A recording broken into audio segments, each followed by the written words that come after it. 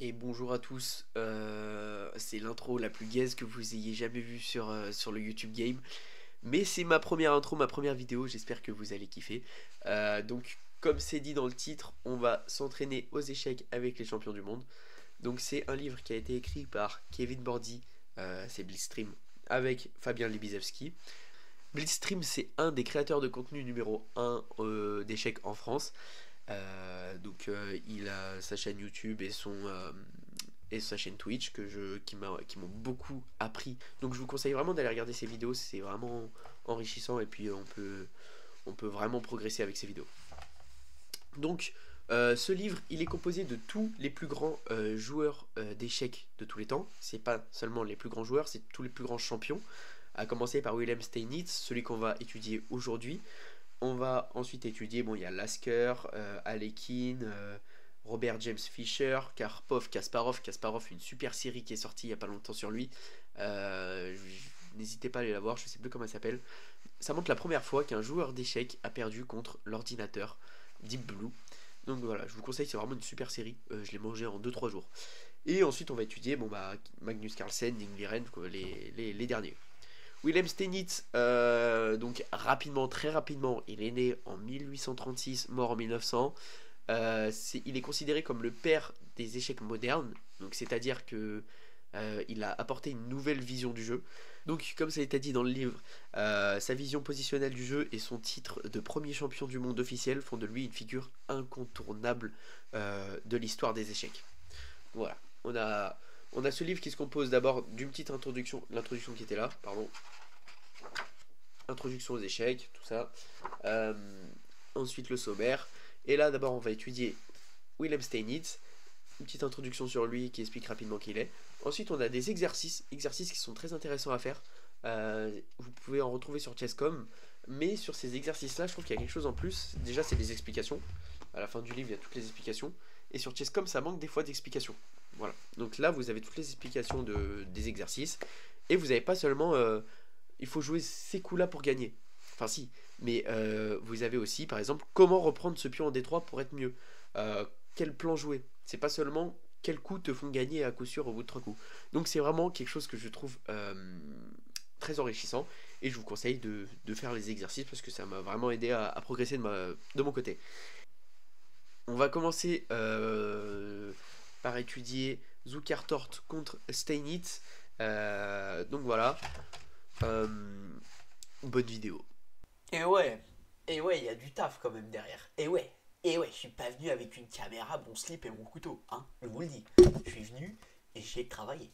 Ah oui, ah ça que oui. Et 12 minutes là, l'introduction, ça fait longtemps que vous avez allumé la clope. Longtemps que vous êtes sorti de cette vidéo. Donc qu'est-ce que j'ai pu noter? Parce que j'ai travaillé. Ah oui, non, mais qui force. Bon. Euh, donc j'ai trouvé que les blancs, ils avaient fait une erreur en début de partie. J'ai trouvé en fait c'est vraiment ce que Blitzstream a dit quoi. Bref. Il y a un sacrifice que vous verrez qui est absolument majestueux à mettre dans tous les livres d'histoire. Ça tombe bien, c'est un livre d'histoire. Euh, les pièces blanches sont bloquées, on les retrouve complètement bloquées.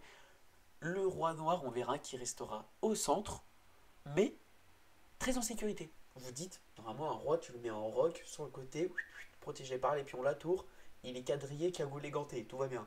Non, là le roi est au milieu et personne ne peut l'attaquer. Magnifique. Il y avait quelques coups aussi compliqués qui permettaient aux blancs de s'en sortir, on les verra. Donc tout d'abord cette partie commence par D4, D5. Donc une partie qu'on peut appeler ouverture par la dame. Ensuite c'est le coup d'après qui définit en fait l'ouverture. Donc là, on va jouer un Gambidam. Johannes Zukertort, c'est celui qui affronte Wilhelm Steinitz en face. Euh, il a joué le Gambidam. Gambidam, c'est une très bonne ouverture. D'ailleurs, il y a une série qui s'appelait comme ça. Si j'arrive à l'incruster ici, je suis magnifique. Sinon, un peu moins. C'est une très bonne ouverture qui permet aux blancs de contrôler les cases du centre ici en attaquant le pion central avec un pion de l'aile. Donc ça va pouvoir permettre de gagner le centre. Pourquoi je dis que gagner le centre c'est important pour ceux qui débutent? C'est qu'en fait, une fois qu'on a le contrôle du centre, que nos pièces sont sorties, notre roi à l'abri on a vraiment un très gros avantage sur la partie. Bon, après, il y a beaucoup de... C'est les grandes lignes, quoi. C'est les grands principes des échecs. Donc, à ça, il répond C6, c'est la défense slave. Donc, quand on défend par ce pion-là, si on défend par ce pion-là, là, c'est plus la défense slave, mais la gambit dame refusée. Et si jamais on joue un autre coup, comme par exemple le cavalier ici et le pion ici, euh, ça va être une demi-slave. Si je dis pas de bêtises. Mais normalement, je dis pas de bêtises. Donc bon. Tac, tac. Donc maintenant, on vient consolider le centre. Tout va bien. Rien à signaler. Le fou se développe. Tout va bien, tout est logique. Le cavalier sort. Hop là. Les pions sortent. Tout va bien. C'est d'ailleurs, ça s'appelle la Zucartort Variation. Donc voilà, c'est sa variation à lui, c'est son prénom. Donc cavalier D7, c'est complètement possible. Alors là, on a le coup A3 qui peut paraître un peu bizarre. Il n'est pas vraiment nécessaire. Il veut faire une expansion à l'aile dame. Donc c'est-à-dire que là, ça prépare clairement des coups comme bah, voilà, pousser C4 à C5 et ensuite prendre de l'espace. Euh, c'est Sun Tzu, l'art de la guerre, qui disait prendre de l'espace et ensuite écraser l'adversaire. C'est d'ailleurs ce qu'a fait une des parties de Kasparov contre Deep Blue. Et il avait complètement écrasé Deep Blue. Il avait, je vous montrerai la partie, c'était magnifique. C'était un chef-d'œuvre. Donc ensuite, la chose classique à faire pour les blancs, c'est développer le four, ok, comme ça, hop là, tout est en sécurité, tout va bien. D6, on développe, et là, c'est le coup que je trouve qui permet aux blancs de perdre leur avantage. Là, c'est les noirs qui vont clairement prendre le dessus. En fait, ce coup-là, il est vraiment bizarre parce que le but du gambit dame, c'était vraiment de prendre le centre. Et là, on ne prend plus le centre. Alors oui, on a pris de l'espace. On a pris de l'espace sur la dame, mais on n'a plus le centre. Et là, ensuite, les noirs, ils vont pouvoir attaquer le centre. Tac, tac, tac. Et ensuite, là, ce pion-là, il va devenir faible. Euh, ça va devenir compliqué. Là, maintenant que ce pion est avancé, ça va être vraiment dur. Donc, la partie continue, il retourne son fou par derrière. B4, il fait son expansion à l'aile dame. Et là, c'est un tournant de la partie. Là, c'est le tournant. Là, c'est le moment où les noirs ils vont commencer à écraser les blancs, en fait. Pas sortir de son contexte, par pitié. Donc ici, comme je vous l'ai dit, en fait, les noirs vont pouvoir contrôler le centre. Une fois que tu contrôles le centre, vraiment la partie devient beaucoup plus simple à jouer. On a beaucoup plus de manières de placer ses pièces. On peut mieux les... Enfin, tout va vraiment mieux se passer quand on contrôle le centre. Et qu'on a les pièces développées, bien sûr. Donc ça va vraiment être un tournant. Là, c'est une vraie imprécision, une vraie erreur. C'est même une erreur. Hein. Là, vous voyez même la barre qui montre que c'est une erreur. Ici, il y a un coup qui, s'il est joué, pouvait faire mal. Et là, en fait, ce qu'il proposait, c'est que il fallait pas faire fou E2, mais pion prend. Et ensuite, après pion prend, on avait donc voilà, cavalier prend, tac. Et là, vous voyez qu'on a une structure qui est tout à fait bonne. Avec les noirs qui ont leurs avantages, les blancs qui ont les leurs. Il y a tout qui va bien, mais pour les deux camps. Mais là, c'est pas ce qui a été joué. Là, ça a été joué. Et c'est très mauvais. D'ailleurs, là aussi, ça a été une petite imprécision parce que du coup, l'erreur du fou qui a été déplacée ici, elle est plus si mauvaise, plus vraiment une erreur. Ce qu'il fallait faire ici, c'était pousser ce pion. On verra ensuite parce que c'est vraiment ce qui va se passer. Donc là, il y a eu cavalier G6, ça développe le cavalier. Bon, oui, c'était ça qu'il fallait jouer. C'était ce coup-là, E4 qu'il fallait jouer. Donc ensuite, là, vous voyez que les pièces blanches, les pièces noires sont magnifiques. Ah là, ah là, il y a leurs pièces qui pointent vers l'aile roi. L'aile roi où on s'attend à ce qu'il va roquer parce que l'aile dame c'est un peu. Bon, il y a quand même une bonne structure, ça reste très solide. Mais on s'attend quand même à un petit rock là. Et là, on se dit, c'est plus. En plus, les cavaliers sont bloqués, ils peuvent aller nulle part. Aucune bonne case. Là, pareil. Enfin bref, ça va devenir chaotique. Et là, ensuite, avec Dame G5, là, ça devient vraiment compliqué. Ça tape de partout. Là, on comprend qu'on peut même plus défendre ce pion. Si je dis pas de bêtises, sauf remettre le fou là, mais c'est vraiment un coup horrible. Si on fait ça, on affaiblit. Si on fait ce coup-là, on affaiblit les cases blanches. On pourrait avoir des gros problèmes. Donc, non, c'est pas le meilleur à jouer. Et là, ensuite, B2. Donc là, il fait fou B2. Alors attendez, je vous reprends là où vous en étiez. Donc il a fait cavalier. Ensuite, fou B2. Très grosse erreur. Très. C'est pas une erreur, mais c'est encore. Il loupe ce coup en fait. Il loupe E4 qui vraiment fait rayonner toutes ses pièces vers l'aile roi. Et ça, c'est vraiment quelque chose qu'il faut pas laisser faire dans une partie. Il faut pas laisser l'adversaire rayonner face à vous.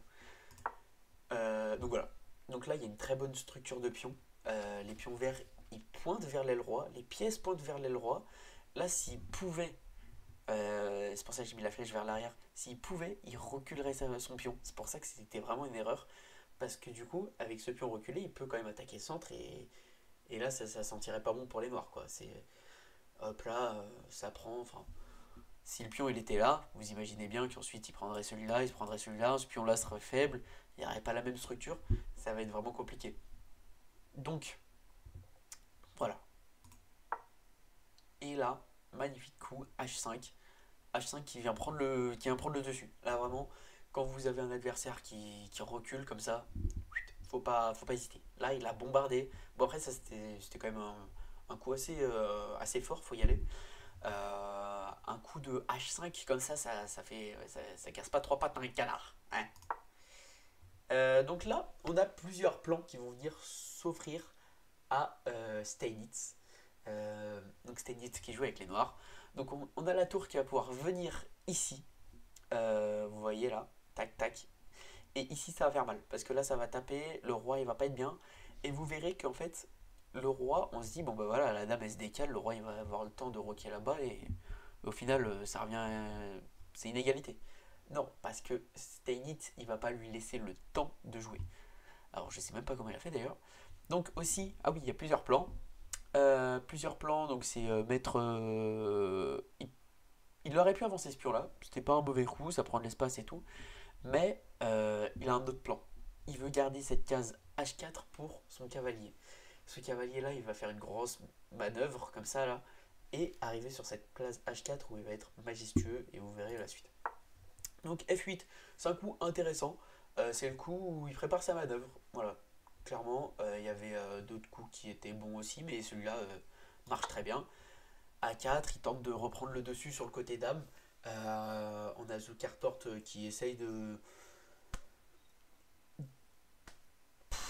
divertir un peu l'adversaire de sa position, parce que là, ça devient vraiment critique. Il voit, mais par contre, c'est un coup que j'aurais. Avec le recul, c'est un coup que j'aurais pas joué, parce que du coup, là, le roi, il aura pas le temps de roquer, clairement. Donc là, on voit que le cavalier prépare sa manip. Hop là, lui, il continue son attaque à l'aile dame. Il se dit, bon, bah voilà, ça va marcher. Hop là, on va échanger. Ensuite, je vais pouvoir attaquer. Hop là, tac, tac. Attaquer. Ça va être magnifique. Euh, et non, il a pas le temps. Il a pas le temps avec ce coup cavalier. Cavalier H4. Et là, on se dit, bon, bah. Qu'est-ce qui peut nous arriver de mal en vrai? Le cavalier, s'il vient, il mange là. On peut roquer avant. Euh, du coup, on essaye de le faire fuir quand même, parce que relou, un cavalier dans nos pattes. Et là, mais madame, vous vous en rendez même pas compte, mais de la beauté de ce coup. Là, le cavalier est perdu. Il n'a plus aucune case. S'il vient là, pardon. S'il vient là, mort. Là, mort. Là, mort. Il menace le roi. Donc le roi, obligé de bouger. Donc déjà, le roi déroqué. Vous comprenez qu'il va y avoir des soucis. Vous comprenez que le roi va pas pouvoir s'échapper. Ah, ça, vous avez dû le voir. Euh, et là, on se dit, bon, bah, le cavalier est perdu. C'est complètement con ce qu'il a fait, en fait. Ah ah Ah, celle-là, vous l'aviez pas vu venir non plus. Et donc, ce coup est majestueux. Pourquoi? Parce qu'une fois qu'on a pris ce pion-là, ce cavalier, donc déjà, on a un pion contre un cavalier. Je répète, le cavalier, c'est 3 points environ, et un pion, 1 point. Euh, Ensuite, on récupère un deuxième pion avec les noirs. Donc déjà, on n'est plus qu'à 2-3. Donc niveau matériel, on récupère pas mal d'avantages. Euh, les noirs ont quand même un sacré désavantage matériel avec une pièce de moins, mais qui est compensé par deux pions, un roi déroqué et un roi qui est assez faible. Là, on voit qu'il y a les pièces qui vont pouvoir s'activer, venir autour du roi. Pendant que, je ne sais pas si vous avez vu, mais les pièces blanches, elles ne font rien du tout. Elles peuvent aller nulle part. Le roi, les cavaliers sont complètement bloqués. Ils peuvent aller nulle part. Cette pièce blanche ne peut aller nulle part. Le fou, pareil, il tape dans du mur, What the... Oh, je sais pas si j'ai le droit de le dire. Ensuite, le roi, il vient pour faire fuir le fou, ce qui est le meilleur coup. Là, c'est pas le meilleur coup, fou C7. Pourquoi? Il y avait d'autres choses qui pouvaient attendre, qui pouvaient protéger ce fou. Bah, c'était par exemple dame C7, qui venait protéger le fou et garder une certaine pression. Avec les coups d'après, F1 pour faire partir. Et là, le fou qui vient se ranger en H4. Et là, on interdit le roi de roquet, on privatise le roi de plein de cases, il peut pas aller. Le fou est très fort ici, il peut pas vraiment être chassé parce que les cavaliers sont complètement cuits. Il est vraiment très bien installé ici et il peut pas bouger. Donc là, de l'autre côté, mange, enfin bref, truc qui sert à rien, quoi. Et sinon, directement jouer H4. Et là, il y avait une manière de s'en sortir pour les blancs. H4 directement, c'était une erreur. Parce que les blancs pouvaient s'en sortir. Donc avec la dame en F1, oui c'est ça, oui, qui attaque le fou blanc, de case blanche, pardon. Donc ça gagne un temps. Les temps qui vont être très précieux parce que une attaque noire qui arrive très vite, ça fait mal. Donc le fou aurait été obligé de reculer. F4, là on voit que les pièces blanches commencent à s'activer, essayer de chasser le fou. Et là, on voit qu'on peut avoir un échange contre la dame, et ce qui serait magnifique, parce que dans une attaque où l'adversaire perd sa dame, son attaque est tout de suite moins forte. Il y a moins de pièces pour attaquer. Ça va vraiment mieux de son côté. Donc, c'est pas ce qui a été joué. Ce qui a été joué, c'est dame G1. Donc, après fou C7, là, qui est revenu, dame G1 a été joué. C'était une erreur. Il fallait jouer dame F1. Le roi aurait eu le temps de se replier, hop là, comme vous le voyez par ici, se parer, pendant que la dame gagnait un temps sur le fou. Mais c'est sûr que c'est un coup qui est pas si facile à voir. Donc E6, ensuite roi F2. Et là on voit que le roi arrive à s'échapper. Donc là c'est une partie qui se joue, vous voyez la barre qui est équilibrée, 0,4, hein, avantage noir, parce que quand même faut pas déconner. Mais c'est une partie qui se joue. Là par contre, si les blancs, après ce coup F1, si les noirs pardon, venaient à essayer de protéger leur fou, là c'était la catastrophe. Parce que du coup, on avait pion prend, et là, magnifique coup pour s'en sortir. Là c'était carrément avantage au blanc. Alors bon, fallait que notre cher Steinitz fasse cette erreur d'avancer la dame. Mais du coup, c'est magnifique ce coup parce que si jamais on a ça, puis ça, vous voyez que ça sent pas bon, petite enfilade. Donc la dame est obligée de... Bon, je sais pas ce que c'est le mieux, mais en tout cas, on perd la dame. Donc il n'y a pas de moyen de protéger. Donc c'est cuit. Cuit, bis, cuit. Ici, on voit qu'il y a plusieurs choses qui sont possibles pour les noirs. Déjà, la tour, on voit que si elle vient comme ça peut créer des problèmes, des très gros problèmes. La dame qui vient ici, c'est pas le meilleur coup. On l'a vu juste avant, c'était dame F1 le meilleur coup. Donc dame G1, ça reste compliqué. Le roi va pas pouvoir s'échapper. Là, tour H6, très logique, hein. On vient, on menace quelque chose. S'il bouge pas en face, c'est cuit. Donc le roi qui essaye de s'échapper. Ah, laissez-moi tranquille. Ensuite, la tour qui vient attaquer la dame s'en va. Dame D7 pour venir appuyer la prise de ce pion là. Donc tour G1, on essaye de se débarrasser des pièces adverses, hein. On subit une attaque assez forte. J'espère que les pièces adverses, si je suis à la place des blancs, j'espère que les pièces adverses ne tiennent pas beaucoup. Bref, j'ai bégayé. Ensuite, le pion qui est complètement perdu, on cherchait même pas à le défendre, hein. La tour, elle a compris que là, c'était impossible à défendre ce pion. Donc la tour qui se décale pour attaquer l'autre tour. Ensuite, on vient ici, le roi est chassé, on part. Là, c'est le cavalier qui vient se mettre sur une case juste magnifique. Là, il tape sur tout. Il tape sur le pion faible, la dame. Et ça va être difficile de le faire partir. D'ailleurs, on a directement décidé de le faire partir, hein. Vous voyez qu'il représentait un bien trop gros danger. Donc ensuite, le fou qui vient complètement interdire le retrait au roi. Le roi, il peut plus partir là. C'est fini, son cavalier le bloque. Le cavalier n'a même pas de bonne case, donc ça devient compliqué. Heureusement, on a le cavalier qui vient défendre cette case de repli. La dame qui prépare, là on voit ses petites magouilles. Là le petit coup sur le côté, on se dit ouf, ouf. Ah là t'es pas bien. Ah là je vois Zucker je me ferai. Ça sent pas bon. Donc là, on replace le cavalier est mieux placé, certes, mais ça reste une imprécision. C'est pas bon ce qui va se passer là. Après, la tour peut venir ici, et là, ça devient complètement écrasant. Là, ensuite, avec plusieurs prises, c'est pas beau ce qui se passe pour les Noirs. Franchement, ça me fait beaucoup de peine. Donc là, la tour revient de ce côté-là. Euh, Ensuite, le fou essaye de se décaler. Là, par contre, je trouve que c'est des coups. Enfin, c'est le meilleur coup, mais je trouve que c'est des coups qui. Ok. Non, juste. Donc, fou C3. Là, on fait fuir le cavalier, ça sent pas bon. Le cavalier qui part, la tour qui vient. Donc, vous voyez le petit mouvement de tour là? Magnifique. Voilà, je le dis. Donc, après avoir chassé le cavalier s'en va, bien évidemment. La tour vient attaquer petite épine dans le pied. La dame se décale. Et là, est-ce que vous pouvez trouver un coup qui mettrait mal les blancs? C'est vraiment une catastrophe si ce coup arrive. Je vous laisse mettre sur pause et essayer. Voilà, donc c'était pause. Le coup en question, tour F3. Et alors là, ça vient appuyer la puissance des noirs, le développement de leurs pièces d'une puissance absolue. Là, on se dit que bah la tour, elle est prenable, quoi. Et puis au pire, on a fait un petit sacrifice de cavalier ou de. Enfin bref. Non, parce que dans ce cas-là, sur cavalier prend, ça sent vraiment pas bon, hein. Ça se voit là. Là déjà. Donc on perd un cavalier, forcément.